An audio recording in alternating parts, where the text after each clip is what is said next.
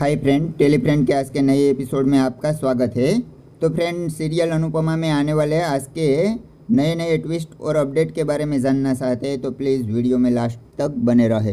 तो अनुपमा की डांस रानी टीम गणपति बप्पा का नाम लेकर डांस कंपटीशन में अपना पैर रखते हैं तो दूसरी टीमों के लोग उसका मजाक बनाते हैं और कहते हैं कि तुम प्रोडक्शन को बोलो एम्बुलेंस मंगवा के रखे, ये आंटी को ज़रूरत होगी।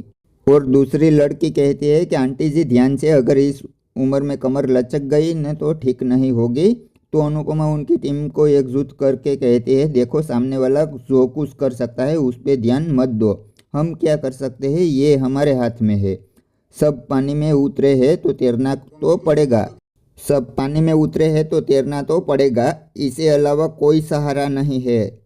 अगर तैरेंगे नहीं तो डूब जाएंगे। और सबको कहते हैं हमें तैरना है ना, तो सब कहते हैं कि हाँ। बाद में वह एक लड़का आता है और कहता है कि डांस रानी, और वो बेंच मार्क उन्हें देता है और कहता है कि आपकी टीम 5 मेंबरों की है तो 500 को परफॉर्म करना होगा। तो वहाँ राही की टीम सब तैयारी कर रही होती है। वैसे में परी उनके मोबाइल में अनुपमा का फोटो देखकर कहती है कि काश आप यहाँ होते तो हमें हिम्मत मिलती। तो उन्हें देखकर राही बहुत अपसेट हो जाती है। तो वहाँ अनुपमा की डांस रानी टीम में सरिता को चक्कर आने लगता है और जसी को उसके बॉस का कॉल आता है तो वो बाहर निकलकर उनसे बात करती है।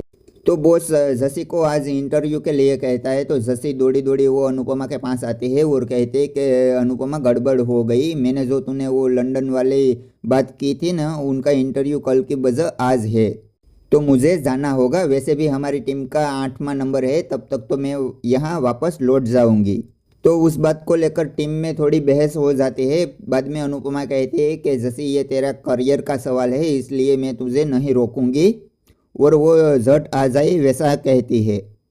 तो प्लीज़ फ्रेंड, आपको ये एपिसोड कैसा लगा है वो हमें कमेंट बॉक्स में ज़रूर बताएं। और हाँ, ये वीडियो आपको अच्छा लगा है तो इस वीडियो को लाइक, और चैनल में नए हैं तो चैनल को सब्सक्राइब भी कर दीजिए ताकि आने वाले अपडेट की माहिती आपको मिल सके।